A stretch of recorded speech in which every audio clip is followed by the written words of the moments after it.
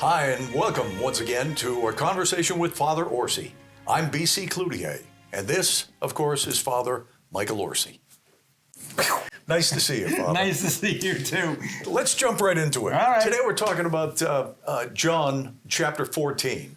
When I read this gospel, Father, something that occurred to me almost immediately is how simple it's really the second sentence, but it's primarily the first sentence, which simply says, "If you love me, you will keep my commandments."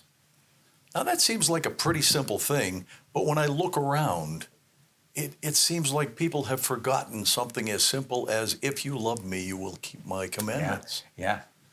Well, BC, you have a very, very good question, but in order for me to explain it, I have to take a look at the gospel in context, okay? So it's a good thing for us now as we begin this 14th chapter of John's gospel. It's called the Farewell Discourse. It's Jesus speaking to his disciples at the Last Supper. It's beautifully, beautifully staged. Jesus was a master at staging events. Now, let me talk about John's gospel first of all. This is the last of the gospels. It's written around the year 90. And John had, and make sure that we know, a very, very special relationship with Jesus.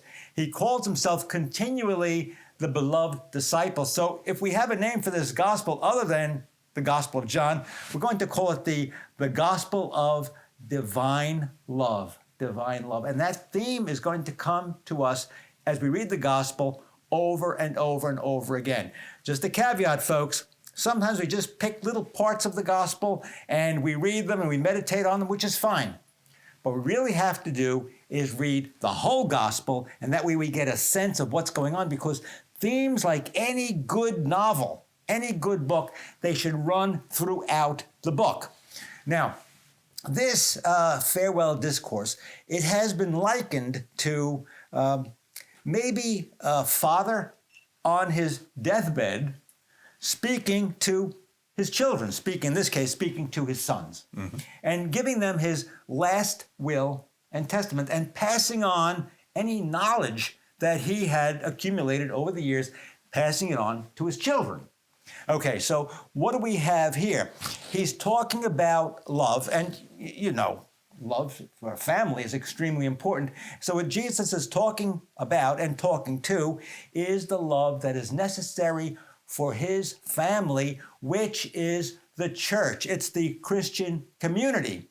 And he's passing on this wisdom for them to be successful, for them to be able to carry on the message of the gospel to the ends of the earth. So you could imagine if Christians are not getting along with each other, folks, well, you know, it's not going to be a very good advertisement for the message of the gospel. It's the gospel of love. Christians are called to love one another. Love one another. Love as I have loved you. We've heard that so many times.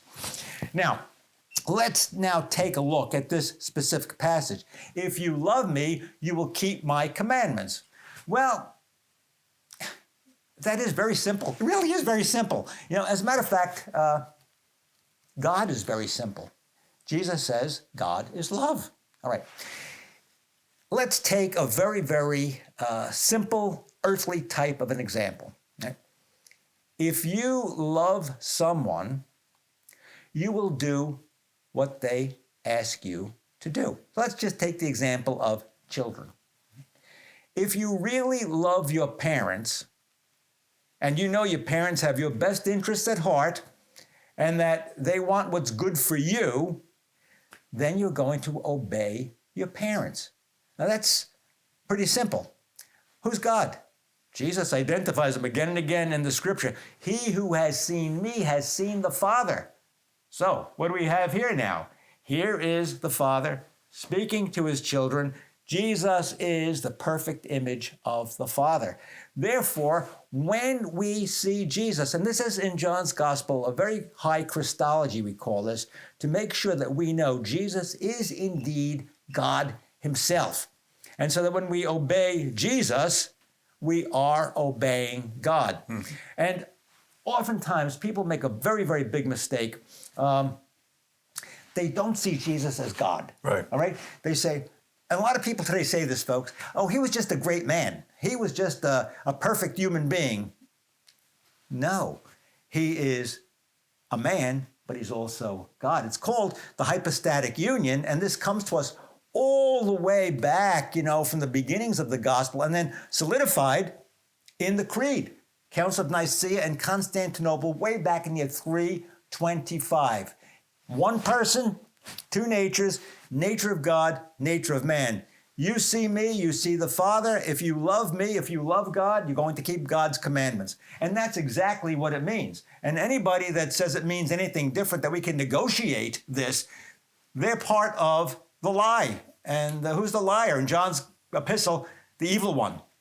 So how did we get off track? I mean, I realize removing the 10 commandments from public buildings was a good start to getting off track. But these 10 commandments, whether you are a Christian or not, these are very simple things that encompass a society that is able to function cooperatively. Right. We no longer have that in America. No. And this is unbelievable, folks. Like, BC is hitting something very, very important here. I mean, you look at the 10 Commandments, you would think that any rational human being would say, hey, yeah, these are good things, and we should, base our society on these things. If you just, let's make believe, you want to take out the first three that have to do with God. The rest of them, they're pretty applicable. Thou shalt not kill. Yeah. Don't mess around with your neighbor's wife. Yeah. These are simple things. Yeah. You shouldn't steal. Yeah. These are simple things, and just think of all the evil in society because people don't obey these very, very simple commandments. But you know what? I don't want to dismiss the first three. I'm the Lord thy God. Thou shalt not have strange gods before me. Thou shalt keep holy on the Sabbath day. It's God that enables us to see that we are part of something bigger than ourselves, and that it's God's laws that show us the way to life, the way, the truth, right, and the life. And, folks, that's the truth. If we don't obey those commandments, we're on the road to a disaster. We're on the road to hell. But, a lot of people don't want to talk about hell anymore either. But it's a fact. You break God's laws, you're going to be living in hell, number one. Look, you can see what's going on in our society today. It's like a vision of hell. You see that there's a murder rate, there's robbery, there's people who are destroying their image of God by abusing their human sexuality, even people who are mutilating themselves because they say, hey, I think I'm going to be a girl instead of a boy, and then go through a mutilation procedure. Do you see where this goes? Let's take a break because we need to talk more about that, Father. Action for Life is proud to sponsor a conversation with Father Orsi. Action for Life is an all-volunteer, pro-life, interfaith ministry that's focused on the sanctity of life from conception to natural death.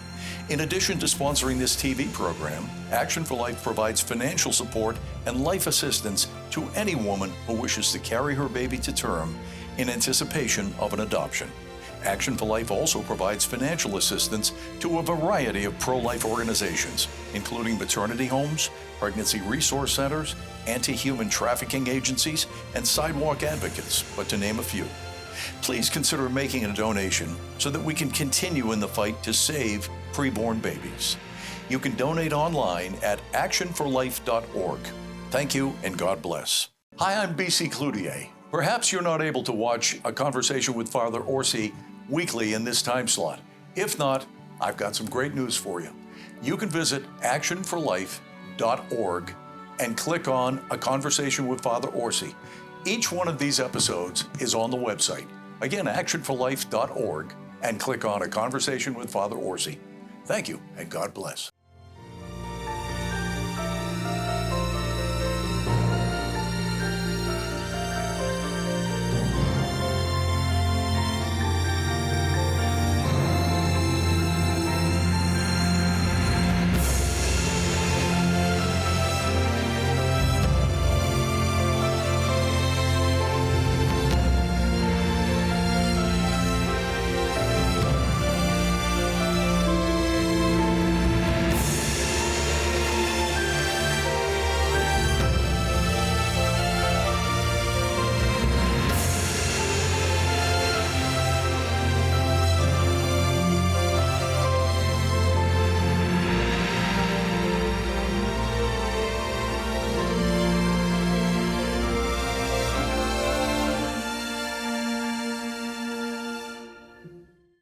All right, we're back. A conversation with Father Orsi. I'm B.C. Cloutier. Father, let's just jump right in to Joe Biden, a devout Catholic who is in favor of abortion up to birth.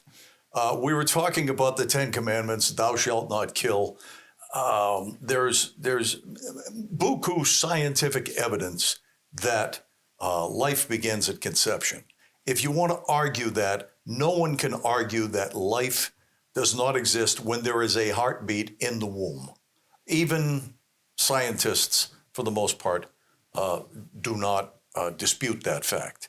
And yet we have a president in this country, as well as many of his party, who think it's okay to kill babies all the way up to the point of birth. And they want to enshrine that in the Constitution, which is ludicrous.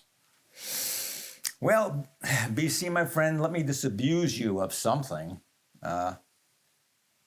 Folks, he's not a devout Catholic, okay? Catholics cannot hold that abortion is permissible. A lot of Catholics, we go way back to, you recall, Mario Cuomo up in New York. He gave a speech out at Notre Dame, a Catholic university, saying that he was personally against, but he did not want to get in the way of anybody else's rights to do what they want to do regarding abortion.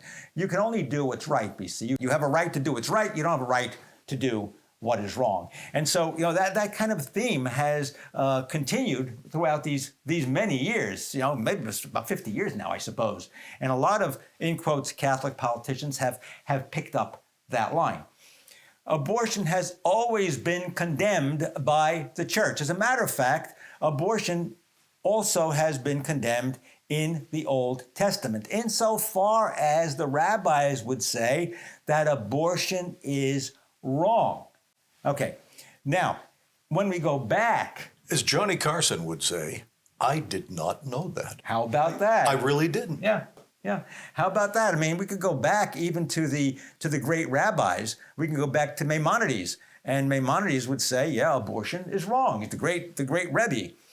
Now, Maimonides might have an exclusion in there, say for the life of the mother, maybe, but for the most part, the Jewish tradition has abortion as being wrong. In the church, and this is not just the Catholic Church, folks, this is for the Christian church before there were divisions with the Reformation, we have a book called the Didache, and Didache means teaching of the 12 apostles. And this book was written around the year 150, explicitly saying abortion is wrong, We also have a book called the Epistle of Barnabas. It's a apocalyptic work, or pseudepigrapha. It means it did not make it into the Bible itself, but it says very clearly that abortion is wrong. So any Christian would have to say it's been the constant tradition of the church that abortion is wrong. But even if you go through the Bible itself, some people will say, well, where does it say in the Bible that abortion is wrong? Well, you can just get a sense of it. From the womb, I knew you. Jeremiah, from the womb, I knew you. And again, we're going to find the Bible reinforcing that God is the author of life from the very moment of conception. So it's there. It's the Judeo-Christian tradition. And anybody that says anything otherwise is wrong. So Mr. Biden, as a Catholic who is extremely pro-abortion, even to the moment of birth, if not after birth in some cases, he is committing a very, very serious sin. So it seems to me, and let's not just unload on Biden, because, there are a whole bunch of others that we don't have to name. It almost seems to me as though these people have abandoned their principles to get elected. And I guess that comes as no surprise in today's political climate.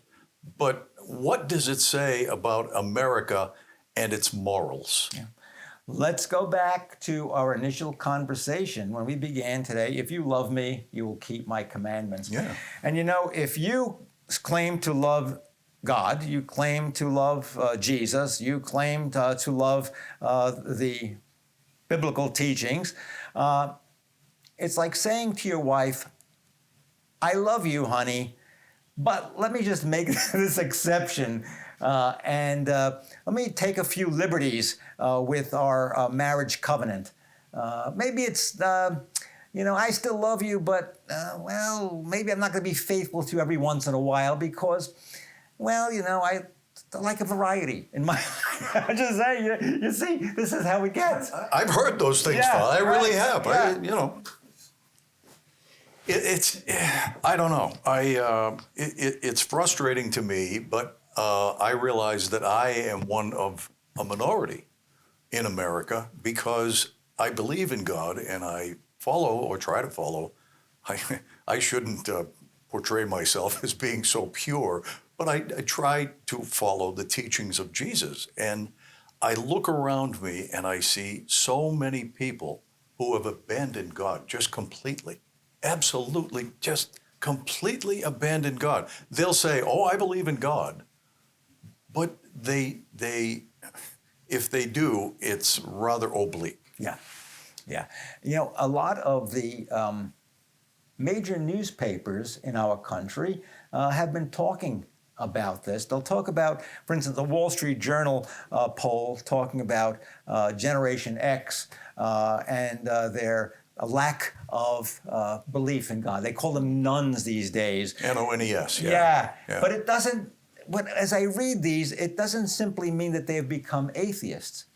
It means that they believe in some higher power because they're feeling an emptiness in their lives. And the scholastic theologians talked about this. As a matter of fact, I sent a letter to the Wall Street Journal about this. They were talking about the younger generation trying to find religion. And I said to them, well, it's not something that should be extraordinary. It's rather ordinary for human beings because the scholastics called it an obediential potency. It means that the way we are created, there is a space in us, if I could use that term, a space in us for God, for the transcendent. Mm-hmm. And when it's not there, we are vacant.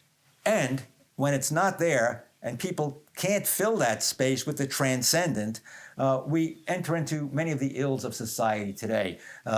Alcohol, drugs, pornography, suicide. And with this Generation X and the millennials, these societal ills are on the rise, unfortunately. Off the charts. Off the charts.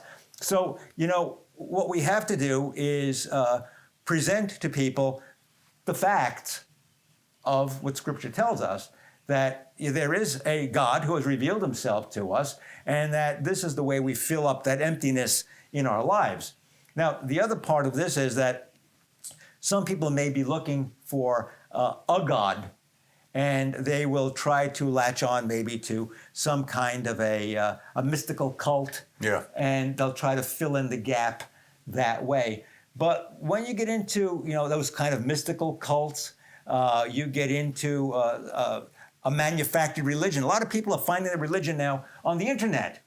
Now, you don't know who that person is out. I mean, it could be anybody, a charlatan, telling you things that could be very, very detrimental to you. So there is no long tradition. There is no oversight to those religious movements that are going to guide people in the right way. We talk about this Gospel of John. I am the way, I am the truth, I am the life. I'm the way. Not, somebody gets on YouTube and fills you in on their insights into what religion should be and how you should act as a human being. Because sometimes the advice is not all that good. I guess I'm personally frustrated because when people do have religion, whether it's Catholicism, Judaism, it doesn't matter. When someone believes in a higher power, they tend to have a better life. If you look at recovering alcoholics, for example, AA is based on believing in a higher power.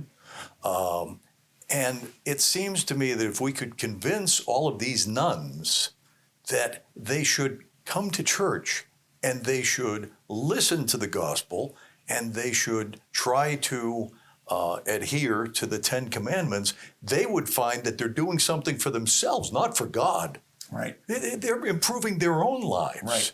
Right. You know, I think, BC, a lot of these nuns have been betrayed by their parents because their parents did not raise them to go to church. Right. You know, folks, you hear these silly comments like, I'm going to leave it up to them to decide if they want to go to church or not.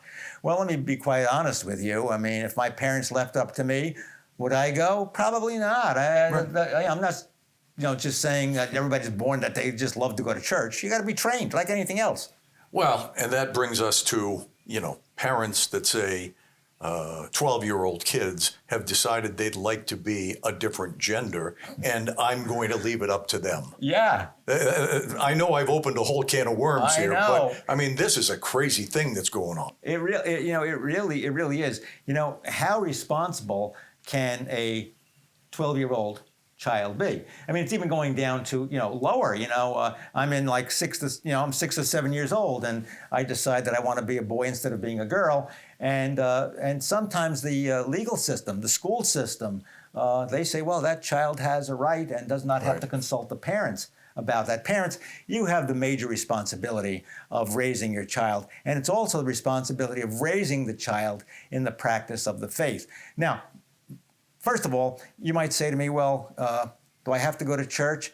Yeah, you have to go to church. But you can even have religious instruction at home. If you have a small family and you might sit around, you might want to read the Bible, something like that. That is religious instruction. But you do need the family as a faith community, but you also need the bigger faith community that can expand our understanding of religion, expand our understanding of what it means to be a good human being, how to, serve other people, how to live in society, how to, we talk about transcendence, folks. How to even transcend yourself. If you just stick, to you, that's not enough. Because you have to move outside of yourself. And you know what? You do meet God in the community of the church. You really do meet God in the community of the church. So don't sell anybody short. You might say, oh, I don't like that pastor. I don't like that priest. Find another one. Exactly. Find another one. Or maybe sometimes the reason why you don't like that guy is because he's saying things that you don't want to hear.